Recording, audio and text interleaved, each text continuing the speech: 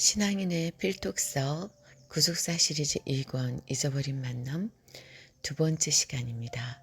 구속사적 경륜과 언약에 대해서 성경에는 인류 구원을 작정하신 하나님의 거대한 구속 계획이 한치의 오차 없이 완벽하게 설계되어 있습니다.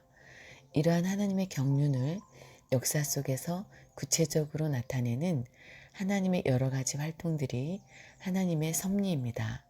이러한 하나님의 섭리를 진행시키는 가장 큰 원동력은 바로 언약과 그 언약의 성취라고 할 수 있습니다.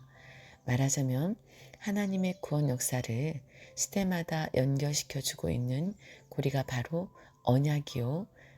여기에서 언약은 계약, 약속을 말합니다. 그 언약의 성취인 것입니다.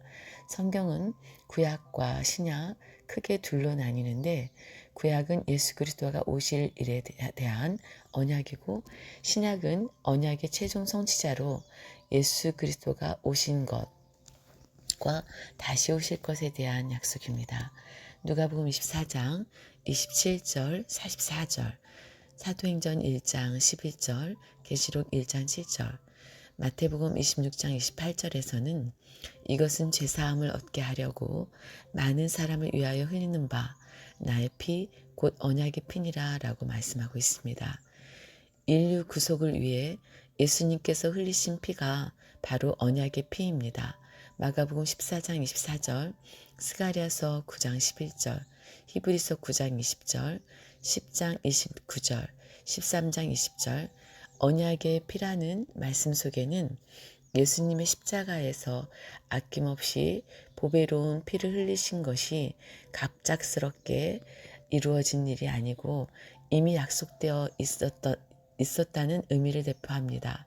이처럼 예수 그리스도께서는 구약의 약속대로 오신 분입니다. 창세기 3장 15절, 갈라디아서 3장 19절, 때가 참에 갈라디아서 4장 4절, 마가복음 1장 15절, 기약대로 로마서 5장 6절, 때가 찬 경륜을 따라 오셨습니다.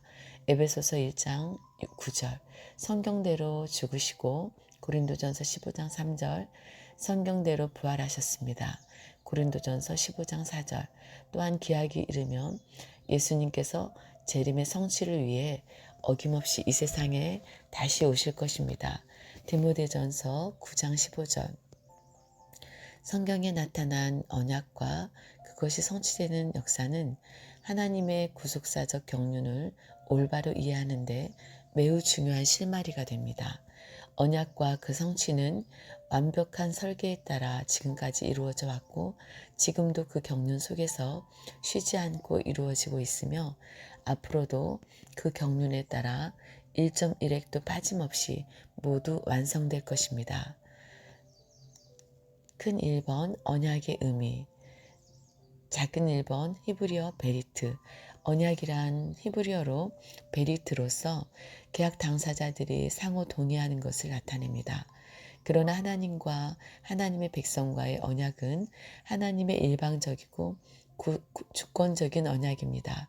왜냐하면 하나님께서는 창조주요, 인간은 그의 피조물로서 본질적으로 하나님과 인간은 상호 동등한 존재가 아니기 때문입니다. 그러나 노아는 내가 내 언약을 세우리니 라는 창세기 6장 18절 말씀에도 언약을 세우시는 분은 하나님이시요 언약의 소유주도 하나님이십니다. 또한 히브리어 베리트는 쪼갠다라는 뜻을 가지고 있습니다. 옛날 근동 지방에서 파기되어서는 안 되는 아주 중요한 계약을 맺을 때에 짐승을 죽여서 쪼개어 양쪽으로 나누어 놓은 데서 유래된 말입니다.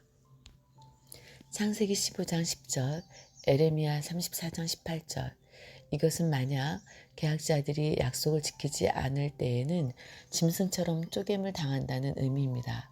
헬라어 디아데케,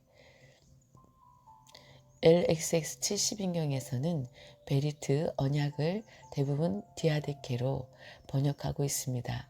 디아데케는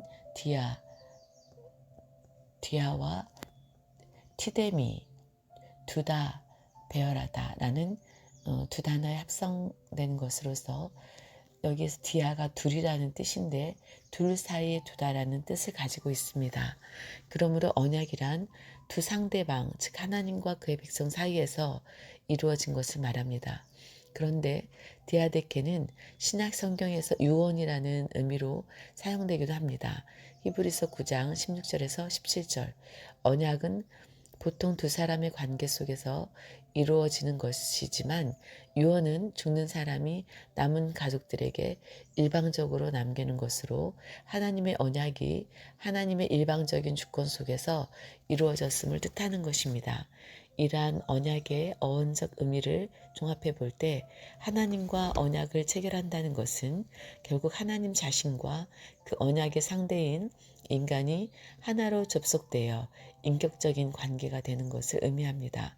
그러므로 하나님께서 언약을 도구로 구속사를 진행하시는 것은 인간을 향한 하나님의 사랑과 구원의 의지가 얼마나 강력한지를 잘 나타내고 있는 것입니다.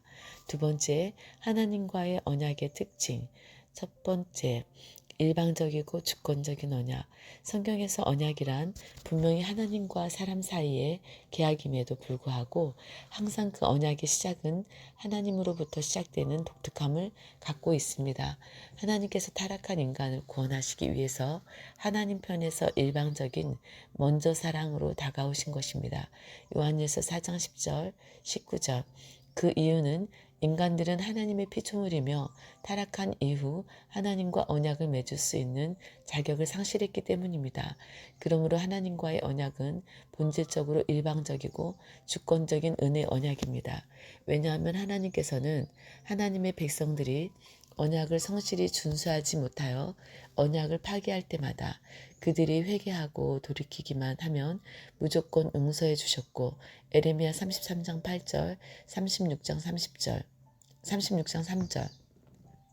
더 나아가 하나님 스스로 언약을 회복시키고 에레미야 31장 31절에서 34절 다시 그 언약을 새롭게 하셨기 때문입니다. 에스겔서 16장 60절에서 63절 에레미야 11장 27절 그리스도 안에서 새 언약을 받은 우리는 아무리 힘들고 어려운 환경 속에서도 흔들리지 않는 영원한 소망이 있습니다. 이 언약은 주의 재림을 기다리는 성도들에게 최고 최대의 위로이며 최후 승리에 대한 보장입니다. 두 번째, 영원한 언약. 성경에 나타난 언약의 가장 큰 속성은 한번 언약된 것은 변치 않고 신실하게 이루어진다는 것입니다. 그래서 영원한 언약이라고 부릅니다. 창세기 17장 13절, 19절, 삼하 23장 5절, 역대상 16장 17절, 시편 105편 8절, 에스겔서 16장 60절, 37장 26절. 하나님의 말씀은 한 번 선포되면 반드시 이루어지는 영원한 효력을 가집니다. 이사야서 40장 8절, 55장 11절, 시편 119편 160절, 열왕기상 8장 56절에서 여호와를 찬송할지로다. 저가 무릇 허하신 대로 그 백성 이스라엘에게 태평을 주셨으니 그 종 모세를 빙자하여 무릇 허하신 그 선한 말씀이 하나도 이르지 않음이 없도다 라고 말씀하고 있습니다.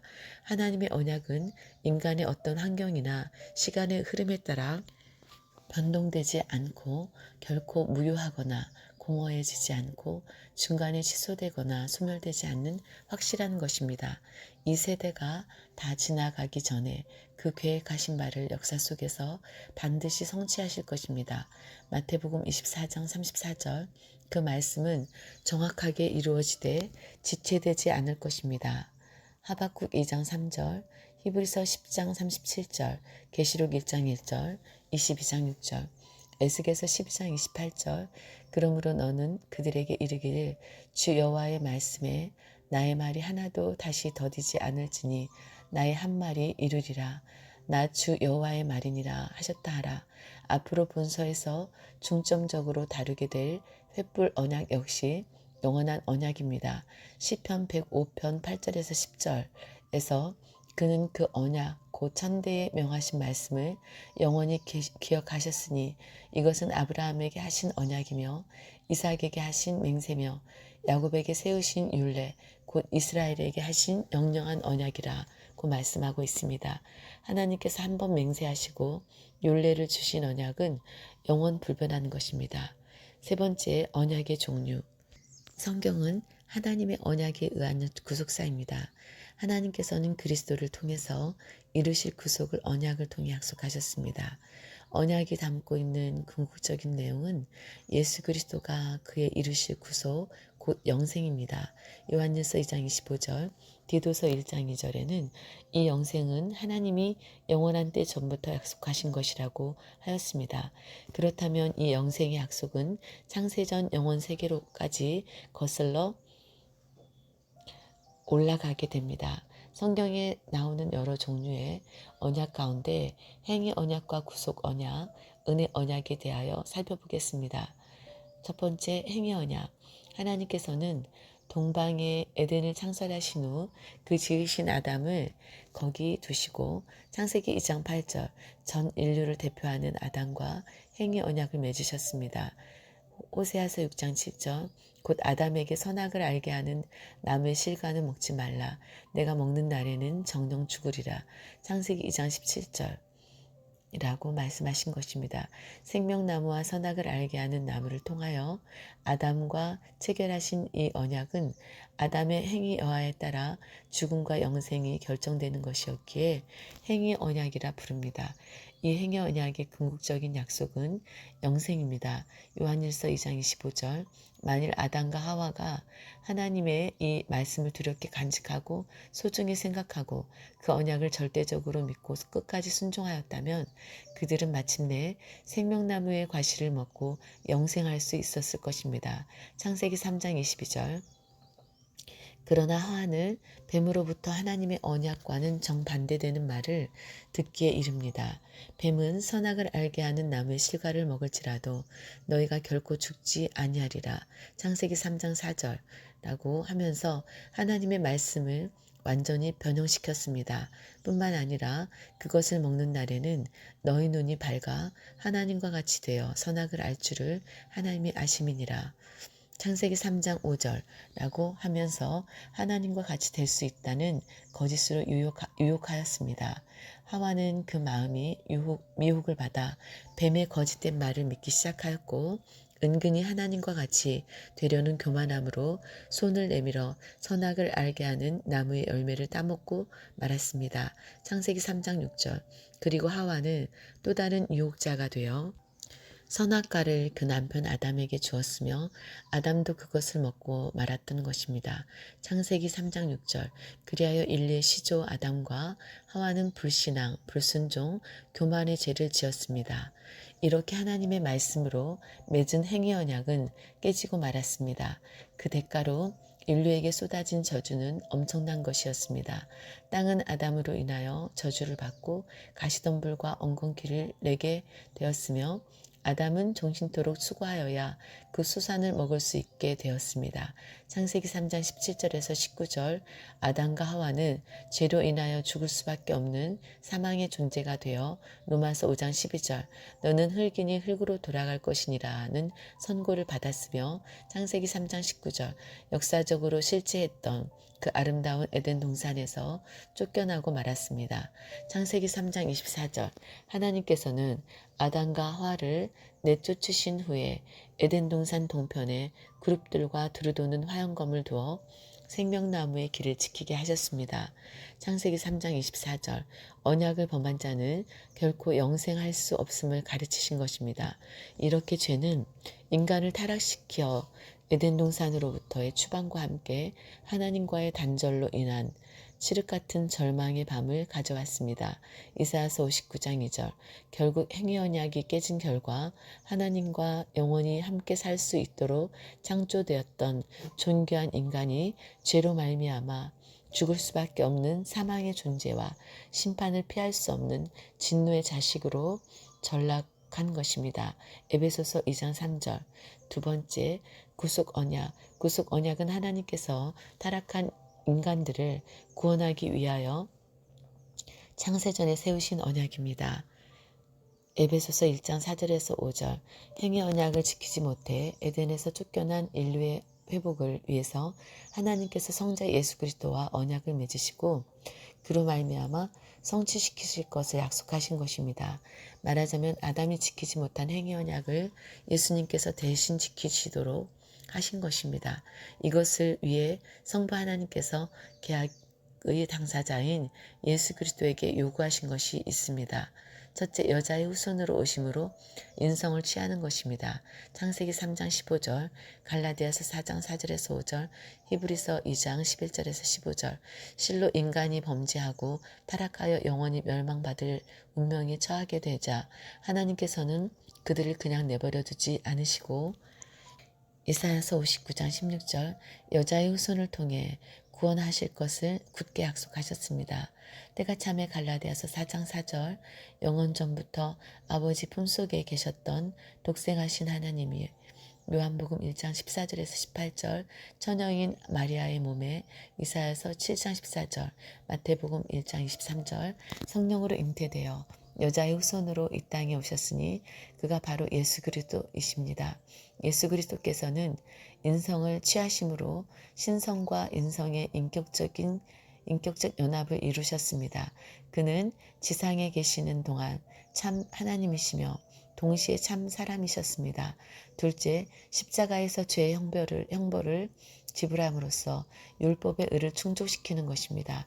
갈라디아서 3장 10절에서 13절 예수 그리스도는 죄인들의 죄를 지시고 그들이 받아야 할 형벌을 대신 받음으로써 죄인들의 죄를 속죄하시는 일을 담당하셨습니다. 첫째 아담이 행위 언약을 지키지 못했기 때문에 예수 그리스도가 오셔서 십자가에서 피를 흘리심으로 율법의 의를 충족시키고 구속 언약의 요구를 확실하게 이루셨던 것입니다. 히브리서 7장 22절, 8장 6절 결국 성부 하나님께서는 예수 그리스도의 십자가에서 이루신 구속 언약의 실천에 근거하여 그에게 속한 성도들의 죄를 용서하시고 의롭다고 인정하시는 은혜를 베푸시는 것입니다. 로마서 3장 21절에서 24절 그러므로 구속 언약은 은혜 언약을 성취시키기 위한 법적인 근거입니다. 세 번째 은혜 언약 구속 언약이 타락한 인간의 구원을 위하여 하나님께서 예수 그리스도와 세우신 언약이라면 은혜 언약은 하나님께서 죄악된 인간들과 세우신 언약입니다. 은혜 언약은 구속 언약에 근거하여 죄인들이 예수 그리스도를 믿음으로 말미암아 구원과 영생을 얻는 것입니다. 그러나 구원의 유일한 조건인 믿음까지도 하나님께서 값없이 거저주시는 은혜의 선물인 것을 생각할 때 에베소서 2장 8절 은혜 언약은 전적으로 하나님의 일방적인 은혜에 근거하고 있는 것입니다. 믿음이나 회개라는 요소들이 은혜 언약의 공로적인 조건이 될 수 없는 것입니다. 행위 언약 창세기 2장 16절에서 17절은 언약을 이행할 의무와 책임이 인간들에게 주어진 반면에 은혜 언약은 그리스도 안에서 맺어진 언약이기 때문에 언약의 이행을 그리스도께서 보증하십니다. 인간들은 다만 은혜 언약의 당사자가 됨으로써 그리스도 안에서 영생이 보장되는 것입니다. 그러므로 은혜 언약은 행위 언약과 달리 무슨 조건이 요구되는 것이 아니고 오직 뜻하신 자로 말미암아 값없이 거저주시는 끝없는 사랑 위에 기초하고 있습니다. 요한복음 3장 16절 실로 하나님께서 그의 독생자 예수 그리스도를 아낌없이 내어주실 정도로 일방적으로 베푸시는 먼저 사랑의 언약입니다. 요한일서 4장 9절에서 10절, 19절 은혜 언약은 구속사의 각 시대를 따라 다양한 모습으로 인간에게 주어졌습니다. 큰 네 번째 언약 계시의 점진적 확대 1. 구약에 나타난 언약들 인류 시조 아담이 하나님의 말씀을 어기고 창세기 2장 17절 선악을 알게 하는 나무의 실과를 먹음으로 말미암아 하나님과 인류 사이에는 죄로 인한 단절이 일어났습니다. 이렇게 깨어진 관계를 회복하시기 위하여 하나님께서는 이스라엘을 택하시고 그들과 언약을 맺으시며 점진적으로 그 언약을 성취하심으로써 구원 역사의 완성을 향해 달려오셨습니다. 언약에 대한 최초의 계시는 창세기 3장 15절에 나타난 여자의 후손입니다. 이것을 타락한 인간을 구원하시겠다는 하나님의 의도가 분명히 나타난 최초의 언약입니다. 구속사가 진행됨에 따라 점차적으로 분명하게 계시된 언약들은 모두 이 언약에 근거하고 있습니다. 그 이후에 하나님의 언약은 구약의 역사 속에서 시대마다 다른 모습으로 발전하였습니다. 노아와의 언약 창세기 9장, 아브라함과의 언약 창세기 15장, 17장, 모세와의 언약 출애굽기 19장 24장, 다윗과의 언약 사마 7장, 왕상 8장 25절, 시편 132편 11절, 에레미야를 통해 새 언약, 에레미야 31장 31절에서 34절, 에스겔과 맺은 영원한 언약, 에스겔서 16장 60절에서 63절 등이 바로 그것입니다. 이러한 여러 언약들 중에 아브라함과 맺으신 언약을 중심으로 특히 창세기 15장의 횃불 언약에 나타난 구속사적 경륜을 살펴보도록 하겠습니다. 작은 두 번째, 1. 아브라함과의 언약. 하나님께서는 아브라함과 7번에 걸쳐서 언약을 체결하셨습니다. 첫째 창세기 12장 1절에서 3절에서 아브라함을 부르시고 첫 약속을 하셨습니다. 둘째 창세기 12장 7절에서 최초로 가나안 땅을 약속하셨습니다. 셋째 창세기 13장 15절에서 18절에서 다시 가나안 땅을 약속하시고 자손에 대한 약속을 하셨습니다. 넷째 창세기 15장에서 횃불 언약을 통해 자손과 가나안 땅에 대한 약속을 재확증하셨습니다. 다섯째 창세기 17장 9절에서 14절에서 할례 언약을 체결하셨습니다. 여섯째 창세기 18장 10절에서 이삭 탄생에 대한 재약속을 하셨습니다. 마지막으로 창세기 22장 15절에서 18절에서 이삭을 제물로 드린 이후에 지금까지의 언약들에 대하여 최종 확증을 하셨습니다. 아브라함과 맺으신 이러한 언약들은 이후에 전개되는 구속사의 중심 내용이 되었습니다.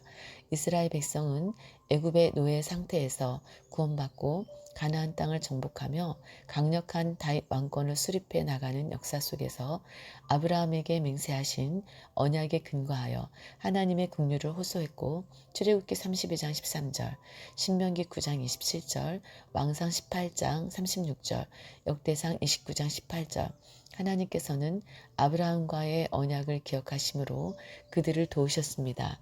출애굽기 2장 24절, 6장 5절, 레위기서 26장 42절, 45절, 신명기 9장 5절, 역대상 16장 15절에서 18절, 왕상 13장 23절, 누가복음 1장 72절에서 73절, 시편 105편 7절에서 10절. 그는 여호와 우리 하나님이시라. 그의 판단이 온 땅에 있도다. 그는 그 언약 곧 천대에 명하신 말씀을 영원히 기억하셨으니 그것은 아브라함에게 하신 언약이며 이삭에게 하신 맹세며 야곱에게 세우신 율례 곧 이스라엘에게 하신 영영한 언약이라. 3. 횃불 언약의 구속사적인 의미. 구약에 나타난 많은 언약과 아브라함과 맺은 7번의 언약 가운데에서도 은혜 언약의 뜻이 가장 구체적이며 명확하게 나타난 것이 바로 창세기 15장에 나타난 횃불 언약입니다. 하나님의 인류 구원 역사는 아브라함과 맺은 횃불 언약에 이르러 그 윤곽이 확연히 드러났습니다. 횃불 언약은 역사적으로는 이스라엘 나라의 회복의 뜻을 담고 있지만 궁극적으로는 타락한 인류의 잃어버린 땅과 그 나라의 백성을 회복하시려는 구속사적인 중대한 뜻이 담겨 있습니다. 이 점에 대하여 신학자 에릭 사우어는 그의 저서에서 말하기를 구원사의 관점에서 볼 때 이것은 구약에서 가장 중요한 언약 체결입니다. 창세기 15장 9절에서 18절이라고 하였습니다. 실로 횃불 언약은 선민의 선택, 번성, 국가적 형성, 그리고 그들이 거할 처소인 가나안 땅을 얻게 되는 하나님의 구속사적 경륜을 가장 명확하게 밝혀주는 언약입니다. 그 이유는 크게 두 가지 면에서 나타납니다. 1. 쪼갠 고기 사이로 횃불이 지나간 언약이기 때문입니다. 모세오경이 기록되던 주전 15세경 중근동 지방에서는 중요한 계약을 체결할 때 계약의 당사자들의 많은 당사자들이 많은 증인들이 보는 앞에서 짐승을 쪼개어 놓고 그 사이로 지나가는 풍습이 있었습니다. 이것은 일종의 맹세 언약으로 만일 누구든지 이 계약을 어기면 이 짐승처럼 쪼개짐을 당해도 좋다는 의미였습니다. 에레미야 34장 18절에서 21절. 그런데 하나님께서 아브라함과 언약을 체결하실 때 쪼갠 고기 사이로 횃불이 지나갔습니다. 이 횃불은 하나님의 임재를 상징합니다. 출애굽기 13장 21절, 19장 18절, 20장 18절에서 20절, 신명기 4장 11절에서 12절, 5장 23절에서 24절, 이사야서 62장 1절, 곧 하나님께서 지나가신 것입니다. 이는 하나님께서 반드시 이 언약을 이루시겠다는 강한 의지를 담아 역설하신 것입니다. 이 하나님 나라 건설을 위한 가장 뚜렷한 약속이기 때문입니다. 구약의 많은 언약 가운데 하나님의 나라에 대한 가장 구체적인 내용을 담고 있는 것이 바로 횃불 언약입니다. 창세기 15장 7절에서는 또 그에게 이르시되 나는 이 땅을 내게 주어 업을 삼게 하려고 너를 갈대아 우르에서 이끌어낸 여호와로라 하고 말씀하고 있습니다. 하나님께서는 횃불 언약을 통하여 아브라함의 후손에게 반드시 가나안 땅을 주시겠다고 선언하셨습니다. 그리고 아브라함부터 4대 만에 가나안에 들어갈 것이라고 약속하시고 창세기 15장 16절 가나안 땅의 경계까지도 정확하게 알려주셨습니다. 창세기 15장 18절 횃불 언약은 단순히 혈통적인 아브라함의 자손에게만 해당되는 것이 아닙니다. 궁극적으로 예수 그리스도를 믿음으로 구원받은 영적 아브라함의 후손에게도 해당되는 약속입니다. 로마서 9장 7절에서 8절, 갈라디아서 3장 7절, 27절에서 29절. 하나님께서 아브라함과 그 자손에게 가나안 땅을 주시겠다고 영영한 언약을 세우셨다면 시편 105편 8절에서 11절 그 언약은 오늘날 천국을 약속받은 성도들에게도 유효합니다. 그러므로 횃불 언약은 과거에 이미 지나가 버린 언약이 아니며 하나님의 나라를 간절히 소망하며 예수 그리스도를 구주로 믿는 성도들을 통해서 최종적으로 성취되어야 할 중요한 언약입니다. 오늘도 복된 하루 보내시고요. 하나님 안에서 아름다운 하나님의 축복을 맛보시는 또 하나님께 큰 영광 돌리시는 복된 하루 되시기를 주님의 이름으로 축원합니다. 이목사였습니다.